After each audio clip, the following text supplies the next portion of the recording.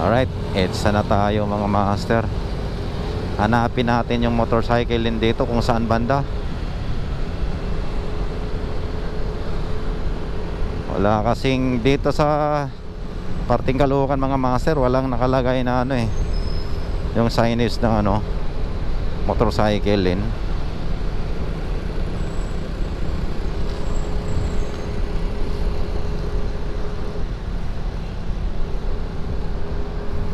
Ayan wala tayong makikita rito na motorcycle din sa parts na to.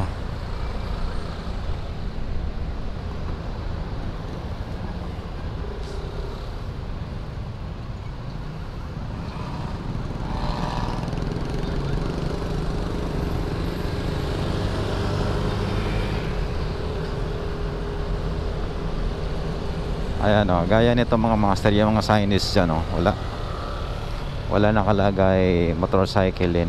Kaya tingnan natin kung saan ang meron dito. Kasi mga motor dito mga master, pakalat-pakalat pa lang.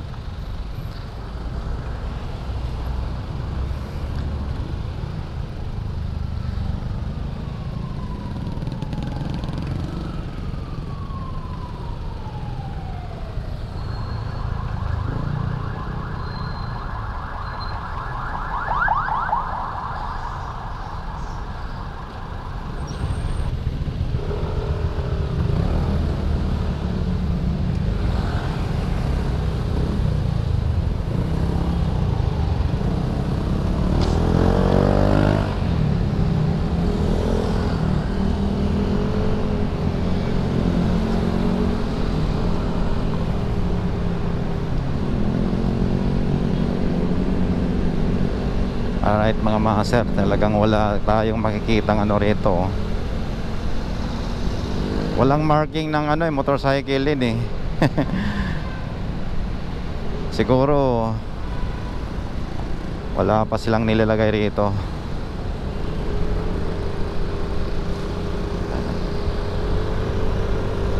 Tingnan natin paglampas natin ng mga master sa Balintawak.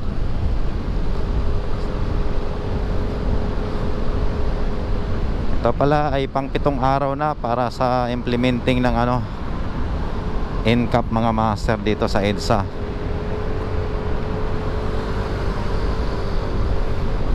Right. Ayan, wala tayong nakita rito parte Caloocan pa to. Parts ng Caloocan, EDSA, Balintawak. Aakitin ng Balintawak, papasok tayo. Wala rito.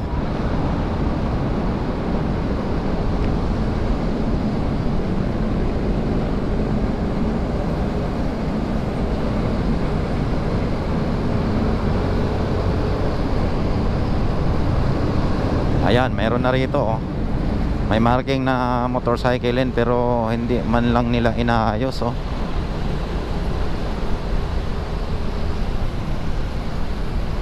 dapat muna nila sinigurado yung linya ng motorcycle kasi nawala yung mga markings nila dito banda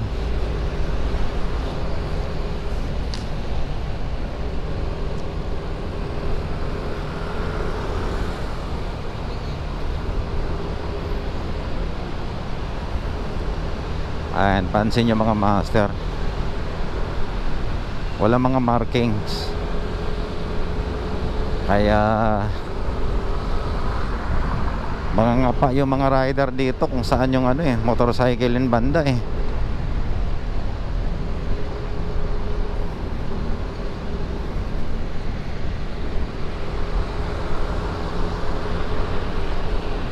Ayan yan ang mga camera nila pero walang markings ng motorcycle lane. Wala. Ayan malinis, wala dapat mga master yan ang inuuna muna ng MMDA bago nila ipatupad yung NCAP, yung mga markings. Yan ang pinaka-importante mga master.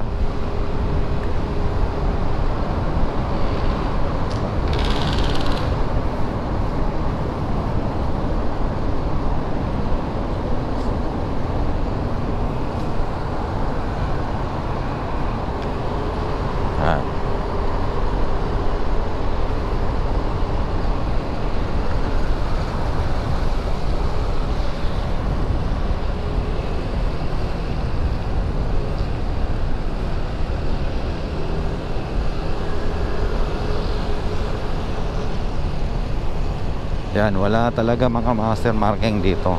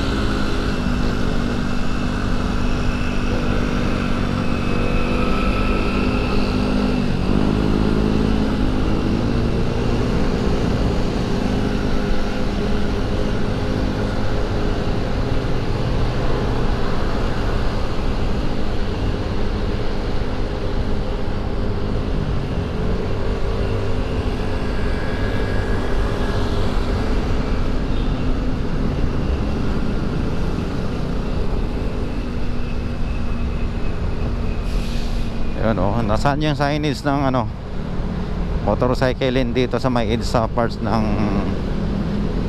Caloocan at dito sa may Quezon City, may Muñoz mga master? Walang ano, walang markings, wala tayong makikita na ano kung saan banda.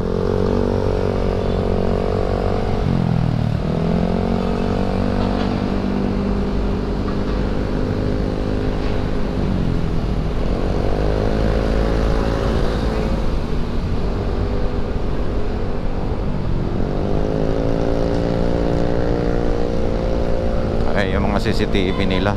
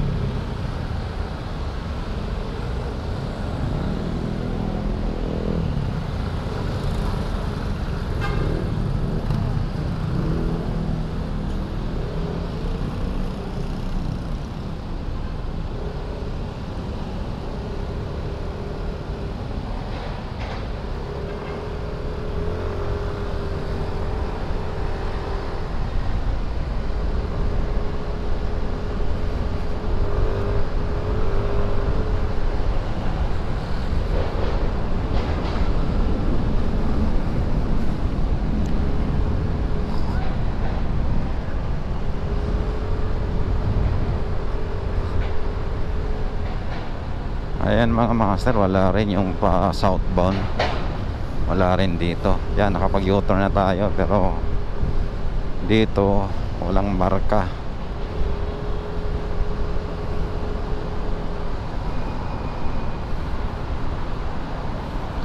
Ayan, oh, malinis, walang ano eh, wala nakalagay na ano eh, motorcycle lane eh.